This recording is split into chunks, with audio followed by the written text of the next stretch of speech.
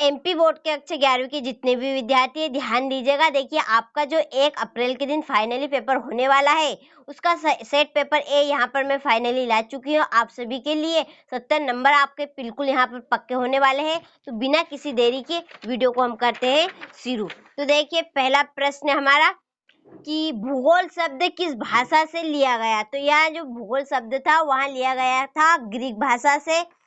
प्रश्न क्रमांक 2 है हमारा कि निम्न से कौन सी अवधि लंबी है। तो ईयोन की सबसे लंबी अवधि है मानी गई है।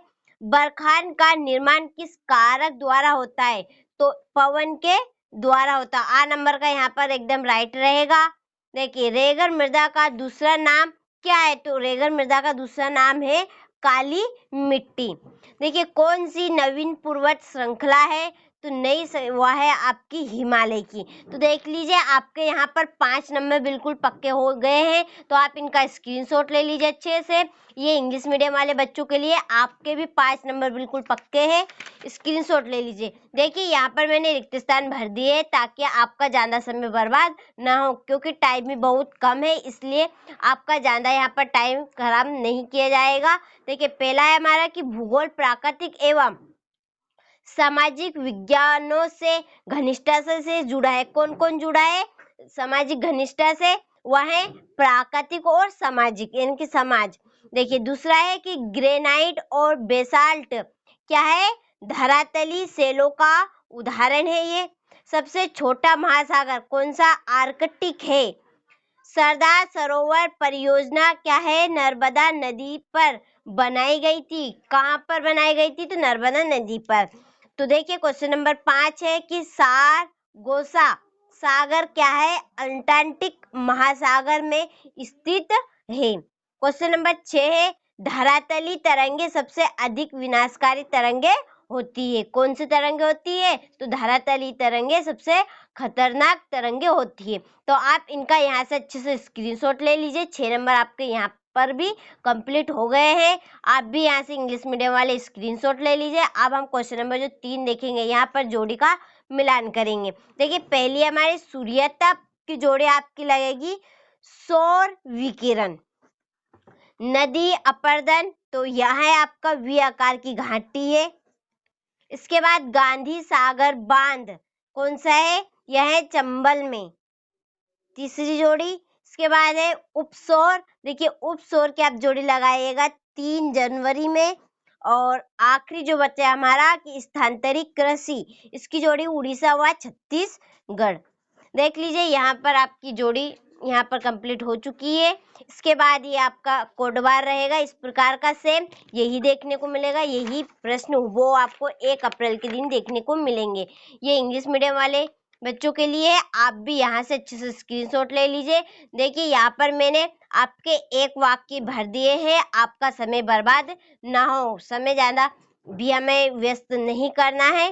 देखिए पहला है कि भूकंप मापी यंत्र को क्या कहते हैं। तो जो हम भूकंप नापते हैं उस यंत्र का क्या नाम है। तो वह है आपका सिस्मोग्राफ कहा जाता है। भारत का दक्षिणतम बिंदु कौन सा है। तो 6 से 45 उत्तरी अक्षांश है।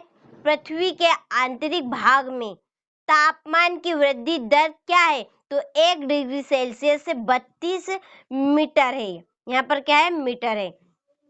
और भारत के अक्षांशों के बीच स्थित है। कहाँ कहाँ पर स्थित है। तो यह 84 उत्तरी अक्षांश से 37 उत्तरी अक्षांश तक यहाँ पर स्थित है। इसके बाद है पृथ्वी की त्रिज्या कितनी है। तो यह है आपकी 6378 किलोग्राम मीटर। इतनी आपकी त्रिज्या है इसकी। किसकी है पृथ्वी की। क्वेश्चन नंबर 6 है कि शंकुधारी वनों को क्या कहते हैं। तो जो शंकुधारी जो वन रहेंगे शंकु के आकार के उन्हें क्या कहा जाता है। तो उन्हें कहा जाता है टेगा। तो आप यहाँ से अच्छे से स्क्रीनशॉट ले लीजिए। देखिए ये इंग्लिश मीडियम वाले बच्चों के लिए। देखिए ये अब हमारे आ चुके हैं सत्य और सत्य वस्तुनिष्ठ प्रश्न 5 ही है आपके। देखिए विश्व का सबसे गहरा संत प्रशांत महासागर में स्थित है। तो यहाँ एकदम राइट यानी कि सही है। विश्व में मैंग्रोव क्षेत्र का 27% भारत में स्थित है। तो यह असत्य परितंत्र में विभिन्न प्रजातियों को कोई क्रिया नहीं करती है, तो यहाँ है असत्य। और गंगा तथा यमुना का संगम प्रयागराज में होता है, यहाँ है आपका सत्य। और भारत ने पृथ्वी शिखर सम्मेलन के संकल्पों पर हस्ताक्षर किए हैं, तो बिल्कुल सही बात है। और लेटराइट मिट्टी अधिक उपजाऊ होती है, तो यहाँ है असत्य। तो देखिए आपके इस तरह से पूरे वस्तुनिष्ठ प्रश्न हो चुके हैं। यहाँ पर आपके 6 नंबर पक्के हो गए हैं, तो आप इनका स्क्रीनशॉट ले लीजिए। देखिए ये इंग्लिश मीडियम वाले बच्चों के लिए, आपके भी यहाँ पर मैं रॉन्ग राइट लगा देती हूँ। ये है आपका राइट, ये रॉन्ग, ये राइट है, ये एकदम राइट है, और ये है आपका रॉन्ग। तो यहाँ से आप इनका अच्छे से स्क्रीनशॉट ले लीजिए। अब हमारे क्वेश्चन से शुरू होते हैं 2 नंबर के। बायोम क्या है, ये क्वेश्चन नंबर 7। यहाँ से आप अच्छे से इनका स्क्रीनशॉट ले लीजिए। मृदा अवकर्षण क्या होता है, मृदा क्या है, उदाहरण दीजिए। यहाँ से स्क्रीनशॉट ले लीजिए बढ़िया से आप इनका। देखिए इसके बाद है क्वेश्चन नंबर हमारा 10 की तापमान की विलोमता क्या है, इसके प्रकार लिखिए। भारत को एक 34 महाद्वीप क्यों कहा जाता है, यहाँ से आप इनका अच्छे से स्क्रीनशॉट ले लीजिए। देखिए यही प्रश्न आपको 1 अप्रैल के दिन देखने को मिलेगा। देखिए कोट बार आपका सेम यही देखने को मिलेगा आपको। और क्वेश्चन नंबर ये रहा हमारा 15, यहाँ से आप इनका स्क्रीनशॉट ले लीजिए अच्छे से। 16, 17, 18 देखिए अथवा सहित संदेह प्रश्न है यहाँ पर आपके इंग्लिश मीडियम वाले और हिंदी मीडियम वाले दोनों के लिए है।